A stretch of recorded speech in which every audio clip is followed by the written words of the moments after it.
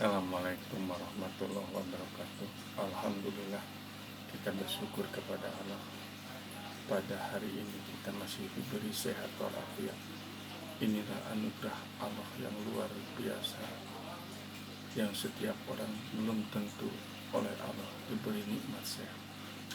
Oleh karena itu, marilah sehat harus menjadikan kita berkah. Tidak hanya berkah, tetapi juga kita semakin mendekatkan diri kepada Allah.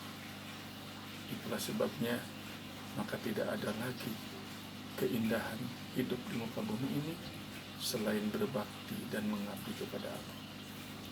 Termasuk salah satunya adalah mendidik dan membina anak usia dini. Tema kali ini adalah bagaimana mengatasi anak usia dini yang bermasalah. Memang diakui bahwa setiap anak yang lahir ke dunia memiliki karakter yang berbeda. Bahkan tidak sedikit pula ada kasus anak mendapat tindakan kekerasan baik dari ayah dan ibunya. Jika sudah demikian, ini adalah perbuatan yang melanggar hukum. Kita jangan termasuk orang yang berbuat zolim kepada anak usia dini. Senakal-nakalnya anak usia dini, tetap dia sebenarnya bukan nakal seperti orang dewasa, tetapi pada saat itu sedang tumbuh kecerdasan. Anak nakal pada usia dini boleh jadi kreativitas di dalam otaknya berkembang. Itulah yang dimaksud dengan kecerdasan. Dalam konsep kecerdasan ada hal yang harus diperhatikan. Kecerdasan itu mencakup 3 komponen. Yang pertama, kemampuan mengarahkan pikiran dan tindakan. Yang kedua, kemampuan untuk mengubah arah pikiran dan tindakan. Dan yang ketiga, kemampuan untuk mengkritisi pikiran dan tindakan diri sendiri. Inilah 3 komponen kecerdasan. Jadi dengan demikian, seorang anak yang cerdas adalah orang yang mampu mengatasi masalah, yang bisa mengubah jalan pikirannya ke arah yang lebih baik, atau dia mampu mengatasi masalah dengan pendekatan yang sesuai dengan perilakuan. Nah, berkaitan dengan kecerdasan, para ahli sebenarnya sejak dulu sudah sepakat bahwa tidak ada anak yang bodoh, tidak ada anak yang nakal pada saat dia tumbuh berkembang sampai memasuki usia dini 1-6 tahun. Jadi ketika usia 1-6 tahun sedang tumbuh berkembang, maka akan terlihat beberapa perubahan terjadi kepada anak.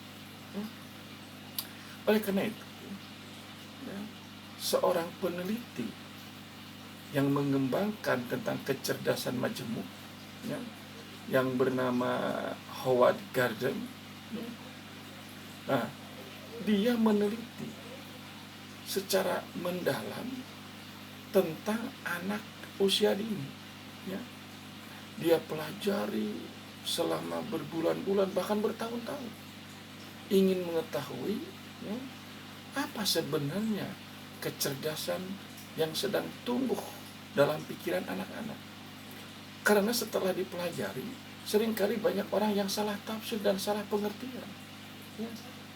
Katakanlah ada anak yang tiba-tiba dia itu berani meloncat, atau dia berani naik ke tangga yang sangat tinggi. Tentu saja orang tua sangat ketakutan dan kewalahan. Tidak hanya itu, terkadang Ada pula anak yang dia itu tidak mau diam. Ya, ini dialami oleh siswa saya. Orang tuanya betul-betul kewalahan. Ya, dia itu dari mulai bangun sampai ke tidur tidak pernah berhenti. Ya, kakinya berjalan, berlari, mulutnya berteriak, tangannya menggenggam apa yang bisa dipegang. Ya, sampai ibunya mengeluh, aduh, saya kewalahan. Ya, saya coba ngobrol dengan dia. Nah, disitulah mulai terungkap. Ya, ternyata pernah saya coba ketika berada di kelas. Ya, pada saat orang lain, ya, siswa yang lain duduk tenang mendengarkan apa yang dikatakan oleh guru dan mengerjakan apa yang ditugaskan oleh guru, dia justru tidak mau. Dia inginnya sendiri dan lebih asik bermain apa yang ada di kelas. Nah, dibiarkan selama beberapa menit, ternyata ketika diberikan mainan, justru dia lebih senang dan suka bermain sendiri. Tidak mengganggu pada temannya, tidak berlari-larian. Ya. Nah, inilah ternyata kalau kita kaji sesuai dengan teori kecerdasan majemuk, ada anak-anak yang memang dalam kehidupan sehari-hari mungkin orang tua menganggap itu nakal. Ya. Misalnya pernah saya bahas tentang kecerdasan naturalis. Ketika anak senang kepada cacing, ya, atau senang kepada ulat, atau senang kepada kupu-kupu, ya, atau senang kepada binatang yang menurut kita menjijikkan, tetapi justru anak tersebut malah tertarik. Nah, inilah ada proses yang harus dipelajari oleh bunda ketika anak mulai tumbuh dan berkembang. Ya. Oleh karena itu ada kecerdasan yang kita bahas, ada kecerdasan naturalis. Pernah kita kaji tentang kecerdasan naturalis. Kemudian ada kecerdasan yang disebut dengan verbal linguistik. Ya, ini kecerdasan dia pandai bermain dengan kata-kata. Ya, jadi ada anak sangat cepat menerima kalimat yang diucapkan oleh ibunya atau bapaknya atau tetangganya. Ya, bahkan dia cepat meniru. Ya, nah inilah kecerdasan yang disebut dengan verbal linguistik. Ya. Kemudian ada kecerdasan yang kedua adalah kecerdasan logis matematis. Ya. Jadi anak itu senang dengan angka-angka. Jadi kalau dia menulis tentang angka atau menghitung angka dari 1 sampai 100 dia cepat. Nah, itu pernah saya alami ketika mempunyai anak. Ya. Siswa di kelas ternyata dia menghitung cepat. Ya. Nah, ini luar biasa. Ya, ada kecerdasan yang disebut dengan logis matematis. Dan yang ketiga ada kecerdasan visual spasial. Jadi kecerdasan dia senang menggambar dengan warna yang berbeda-beda. Bahkan asik ketika dia diberi tugas untuk menggambar atau membuat sesuatu menggunakan gambar. Ya. Berwarna-warna justru memberikan semangat kepada dia. Nah, inilah yang disebut dengan visual spasialis. Dan yang keempat adalah kecerdasan musikal. Nah, ini seringkali kita lihat ada anak yang senang bernyanyi, senang menggunakan kata-kata yang indah, bahkan cepat. Ketika dia mendengarkan sebuah lagu di televisi atau di radio, atau sedang lagunya top, maka anak itu cepat sekali menangkap apa yang dinyanyikan. Nah, itulah kecerdasan musikal. Ya. Ada lagi yang kelima, ada kecerdasan kinestik. Nah, ini kecerdasan gerak tubuh. Jadi ada anak yang pandai menggerakkan tubuhnya. Entah dia berlari, entah dia senam, ya, entah dia menari. Dia sangat pintar sekali. Nah, inilah kecerdasan kinestik, kecerdasan anggota tubuhnya bisa melakukan gerakan secara seimbang. Nah, kemudian yang keenam adalah kecerdasan interpersonal. Ini kecerdasan sosial.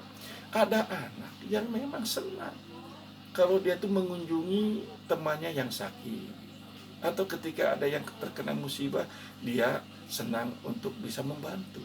Nah, ini sudah mulai tumbuh anak kecerdasan sosial atau kecerdasan interpersonal. Nah, yang ketujuh ada kecerdasan intrapersonal. Jadi kecerdasan intrapersonal adalah kecerdasan anak. Terlihat dia itu pendiam, ya, dan tidak mau bergaul dengan teman-teman. Tetapi ketika dia diberi tugas, maka dia mampu mengerjakan tugasnya secara baik. Ya. Nah inilah kecerdasan intrapersonal. Yang kedelapan pernah kita bahas ada kecerdasan naturalis. Anak senang terhadap binatang, terhadap tumbuh-tumbuhan. Ya.